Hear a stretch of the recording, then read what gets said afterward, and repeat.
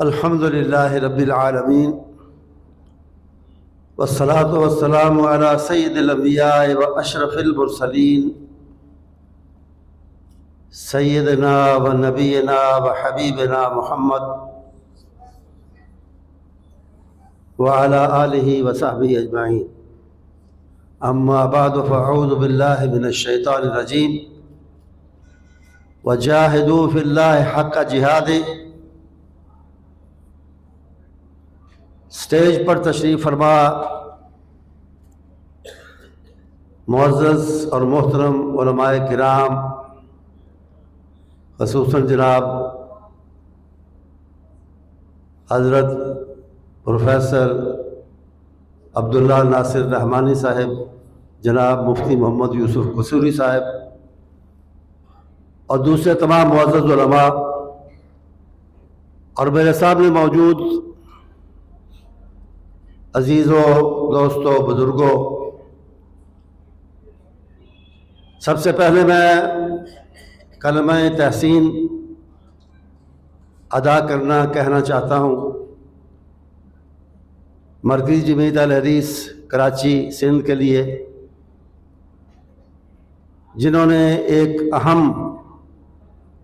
موضوع پر آج کی اس تقریب کا اہتمام کیا. جیسا کہ آپ جانتے ہیں،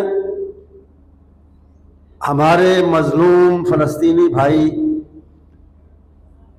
غزہ اور فلسطین کے باقی حصوں سے تعلق رکھنے والے آج سے نہیں، مدت سے، حتیٰ کہ اسرائیل کے قیام کے پہلے سے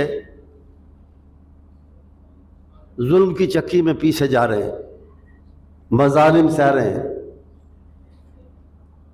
اسرائیل کے قیام سے قبل کا ذکر اس لیے میں نے کیا کہ تاریخ بتاتی ہے کہ یہودیوں نے مختلف ناموں سے دہشت گرد تنظیمیں قائم کی تھیں، جن میں ایک تنظیم ہگانا کے نام سے بڑی معروف تھی اور پیش تھی. اور ان تنظیموں کا اور ہگانا کا کام کیا تھا؟ دہشت گردی پھیلا کر فلسطینیوں کو مار کر، پیٹ کر، قتل کر کے، شہید کر کے انہیں ان کے گھروں سے بے دخل کرنا، ان کے گھروں اور زمینوں پر قبضہ کرنا.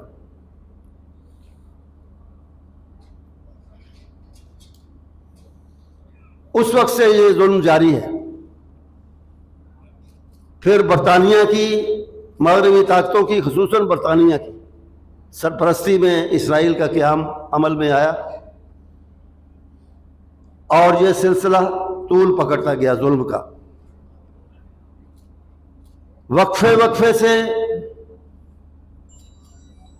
یہ چکی ظلم کی تیز تر ہوتی چلی جا رہی، ہوتی جاتی تھی، ہوتی گئی. اور آج بھی ہم دیکھتے ہیں کہ بمباری سے، زمینی کارروائی سے، دہشت گردی سے، جارحیت سے کس طرح مظلوم فلسطینیوں کو، ان کے بچوں کو، ان کے بڑوں کو، ان کی عورتوں کو ذبح کیا جا رہا ہے، ان کے گھروں کو، ان کے ہسپتالوں کو، ان کی مسجدوں کو مسمار کیا جا رہا ہے، برباد کیا جا رہا ہے، تباہ کیا جا رہا ہے. اور وہ بیچارے اس انتظار میں ہیں کہ عالم اسلام، دنیا کی 50 سے زیادہ مسلمان حکومتیں اور ملک کب جاگیں گے، کب اٹھیں گے اور کب ان کی عملی مدد کو آئیں گے. ہمیں کیا کرنا چاہیے؟ ہم مسلمان ہیں اور اللہ کے فضل سے اہل حدیث بھی. ہمیں ہر سبق یا قرآن سے حاصل کرنا ہے یا حدیث سے اور سیرت نبویہ علی صاحب الصلاۃ والتسلیم سے. نبی اکرم صلی اللہ علیہ وسلم کی سیرت مبارکہ کا سبق کیا ہے؟ اس سلسلے میں آپ کی مبارک زندگی کے دو واقعات یا نقشے میں آپ کے سامنے رکھوں گا، جو آپ پہلے ہی آپ جانتے ہیں، انہیں یاد دہانی کے لیے رکھوں گا۔ ایک نقشہ، ایک منظر یہ سامنے آتا ہے کہ آپ اپنا وطن معروف مکہ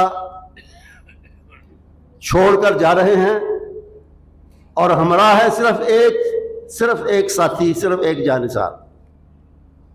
پیچھا کیا جا رہا ہے، تعاقب ہو رہا ہے، انعام کے لالچ دیے جا رہے ہیں کہ آپ کو پکڑا جائے اور خدا نخواستہ شہید کیا جائے۔ ان مشکل حالات میں ایک ساتھی کے ہمراہ سفر کر رہے ہیں ہجرت کا، تقریباً 8 سال کے بعد، 8 سال کی مختصر مدت کے بعد۔ دوسرا نقشہ سامنے آتا ہے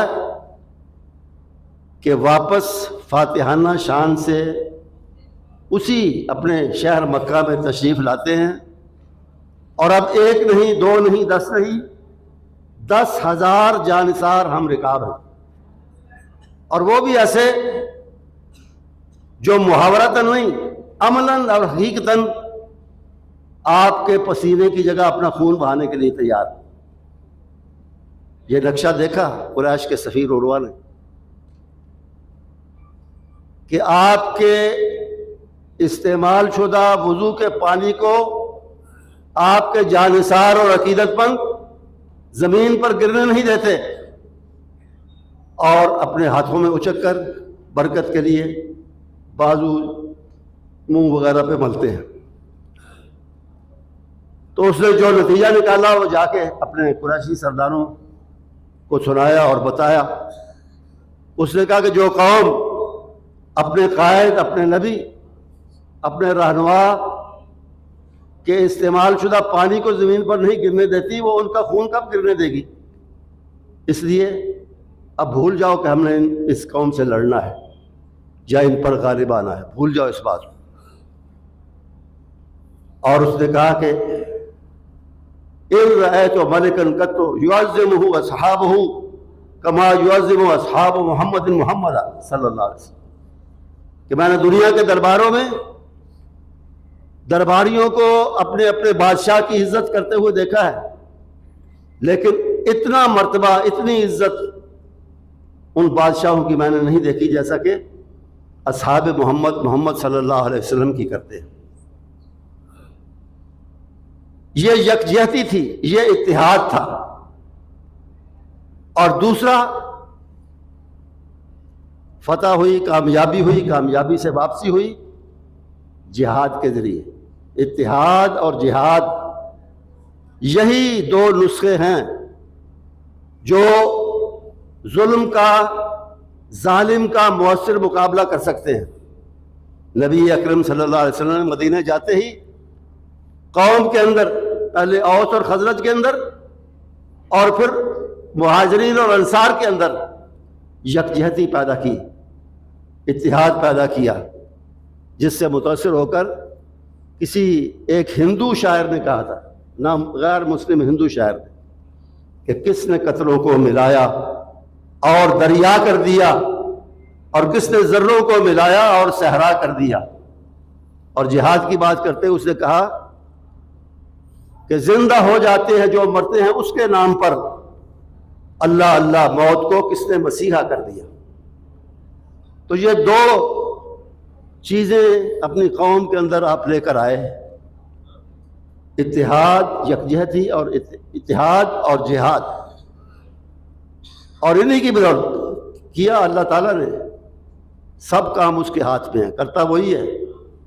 حتیٰ کہ اتحاد کے بارے میں بھی اس نے فرمایا کہ لو انفقت ما فی الارض جمیعا ما الفت بین قلوبہم ولکن اللہ الف بینہم۔ یہ اتحاد بظاہر آپ کی کوششوں سے پیدا ہوا، لیکن اسے پیدا کس نے کیا؟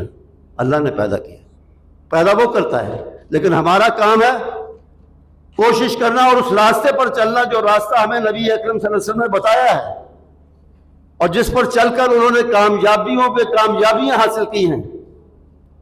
ایسی کامیابی حاصل کی ہے جس کی تاریخ میں مثال ملنی مشکل ہے۔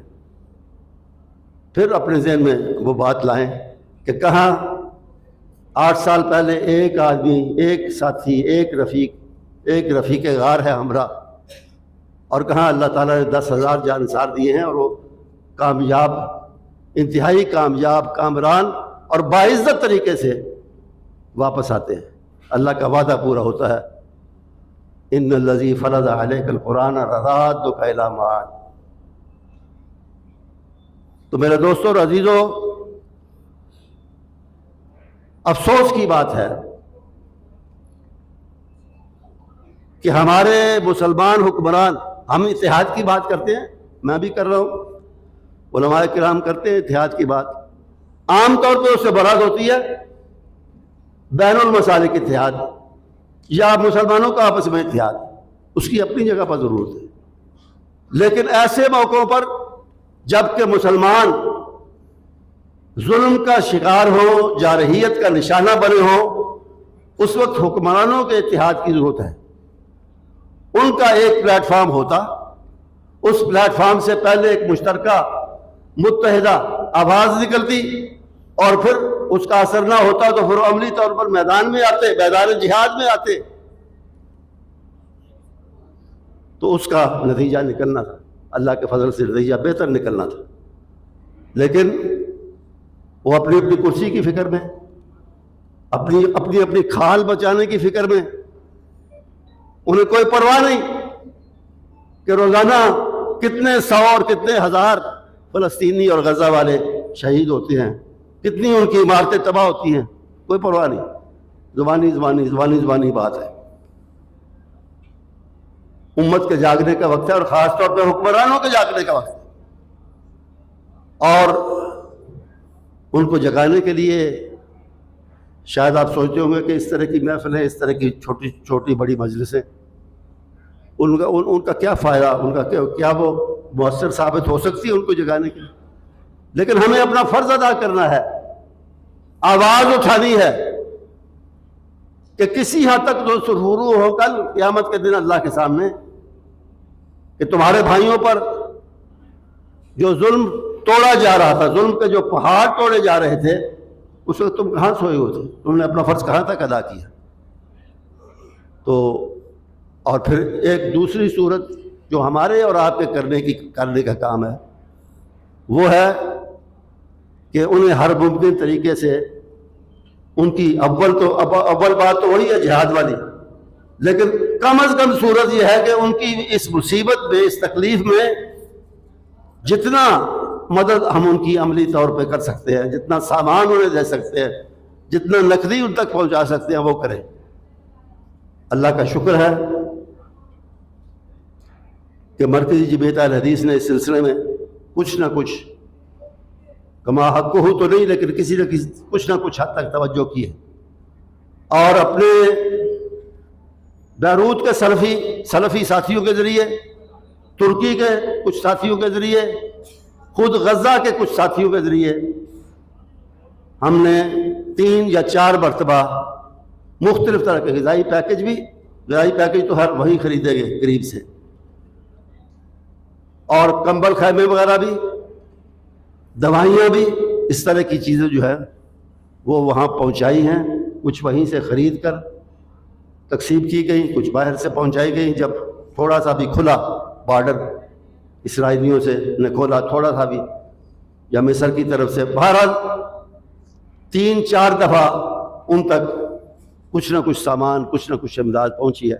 اس سے ہمارا فرض ادا نہیں ہوا، لیکن ہم نے اس سلسلے میں کوشش کی، اور اس سلسلے میں کوئی بھی جو تعاون کرے گا انشاءاللہ اسے مناسب اور اچھے طریقے سے وہاں پہنچایا جائے گا۔ اس کے لیے چینل الحمدللہ ہمیں مل گیا ہے، طریقہ کار مل گیا ہے، راستہ مل گیا ہے، وہ پہنچتا ہے وہاں اور پہنچ رہا ہے، تو یہ کم از کم ہے۔